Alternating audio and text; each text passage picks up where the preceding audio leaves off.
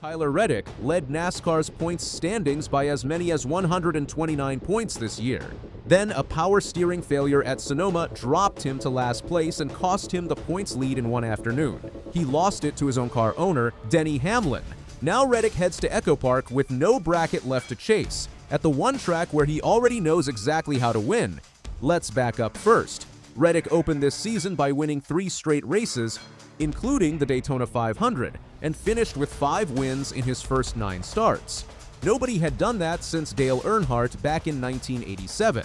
That hot start is the only reason he was still fighting for the points lead in the first place, right up until Sonoma wrecked his day. Chase Briscoe just won at Chicagoland, his first win of the year. He nearly broke through the week before too, pushing Shane Van Gisbergen hard at Sonoma before getting knocked back to second. At Chicagoland, nobody could touch him. He held off a hard-charging Christopher Bell for the checkered flag, and Joe Gibbs Racing swept the podium that day. That win did double duty. It gave Briscoe his first trophy of the season, and it ended his own teammate's title defense. Ty Gibbs won last year's in-season challenge and came into Chicagoland with 11 top 10 finishes this season, more than anyone else left in the bracket. But Briscoe's race win beat him head-to-head, and that sent Gibbs home for good. The win pushed Briscoe into the quarterfinals against Chase Elliott, and the numbers are not on his side. Elliott has 2 wins at EchoPark since the track got its new layout, including last year's summer race. He owns the best average finish of anyone left in the field there. Briscoe's history at this track is rough. Outside of a second-place finish this spring, he has just 1 top 15 finish at EchoPark since the reconfiguration. But Briscoe is not walking in empty-handed.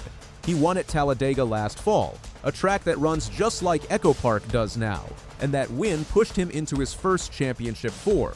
Elliott is not walking in clean either. He spun out multiple times at Sonoma in round 1 and still somehow advanced, and he has not posted a top 10 finish since Nashville back on May 31, even with 2 wins already on his record this year. Elliott also grew up close by in Dawsonville, Georgia, so this quarterfinal is about as close to a hometown race as he will ever get. Here is why all of this matters so much. EchoPark is not a normal 1.5-mile track anymore. NASCAR rebuilt it with high banking, and now cars run in a tight draft, nose to tail, at nearly 200 miles an hour. Drivers call it Daytona on steroids. One bad move in the pack and half the field can go up in smoke. EchoPark opened last year's in-season challenge, and it busted brackets right away, with 8 upsets in the very first round. That kind of chaos is exactly what makes the other side of the bracket so interesting. Denny Hamlin and Christopher Bell are teammates at Joe Gibbs Racing, and now they have to race each other with a semifinal spot on the line. Hamlin is the number 2 seed and just reclaimed the points lead after Sonoma. He has 3 Daytona 500 wins to his name, so he understands drafting better than almost anyone in the sport. But EchoPark has been his personal nightmare since the rebuild. In 9 races on the new layout, he has only 2 top 10 finishes. Bell is the exact opposite story here. He is quietly one of the best drivers at this track, with 3 top 5 finishes and a win on the last lap back in 2025. He also just finished second at Chicagoland, his 4th runner-up finish of the season, without a single win to show for it. Hamlin has 4 wins this year, and Bell has none, but Bell keeps ending up right there at the finish. EchoPark might be the place he finally breaks through, and it could come at his own teammates' expense. Hamlin needs every point he can get this year.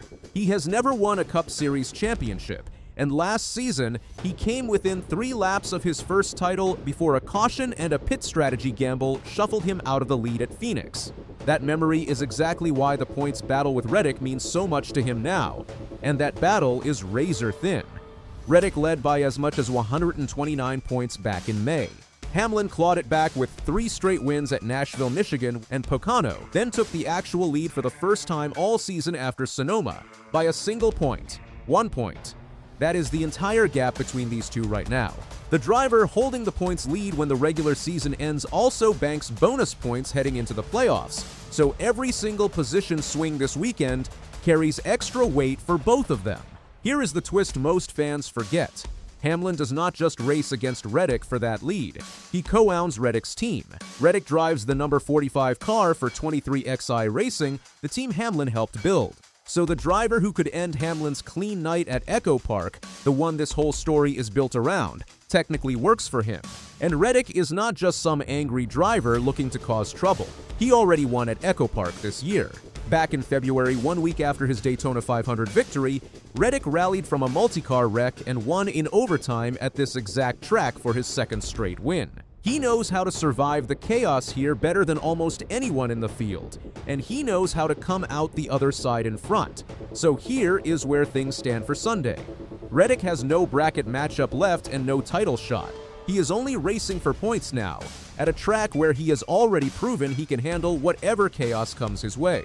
Hamlin, meanwhile, is defending a 1-point lead at the exact track that has given him trouble for years, while trying to survive a bracket matchup against his own teammate. If the field bunches up in that tight draft and something goes wrong, Reddick is right there, and he owes Hamlin nothing in the bracket. There is more chaos brewing elsewhere too.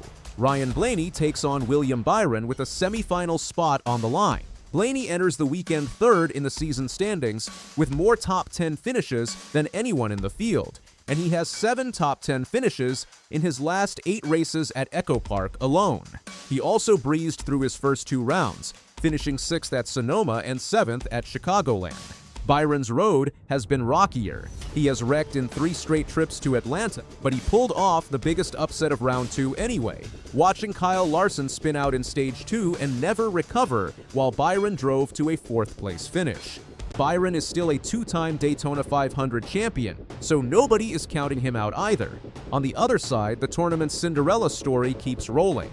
Number 32 seed Alex Bowman faces number 25 seed Todd Gilliland, the 2 lowest seeds left in the entire field. So heading into Sunday night, the storylines stack up fast. Briscoe rides his Chicagoland momentum into a track that has not been kind to him. Elliott defends his crown on home ground in Georgia while trying to shake off a cold streak. Bell tries to finally cash in on a season full of near misses against his own teammate, and Hamlin, sitting on top of the point standings by a single point, has to survive a drafting track that has burned him before, with his own driver racing loose somewhere in that same pack. Reddick has already lost his shot at the $1 million. He has not lost his shot at the points lead, and he has already proven at this exact track that he can turn chaos into a win. If he catches the right draft or the wrong bumper, the man who pays for it could be the one sitting on top of the standings, 1 single point ahead of him. Will Reddick drop the hammer on Hamlin at EchoPark, or will Hamlin finally escape this track clean after years of trouble here? 2 top 10s in 9 tries say the odds favor chaos over a clean night. We find out Sunday night. Pinned comment idea. Denny Hamlin owns Tyler Reddick's team. Does that make Sunday even more awkward if Reddick gets in his way? Drop your prediction below.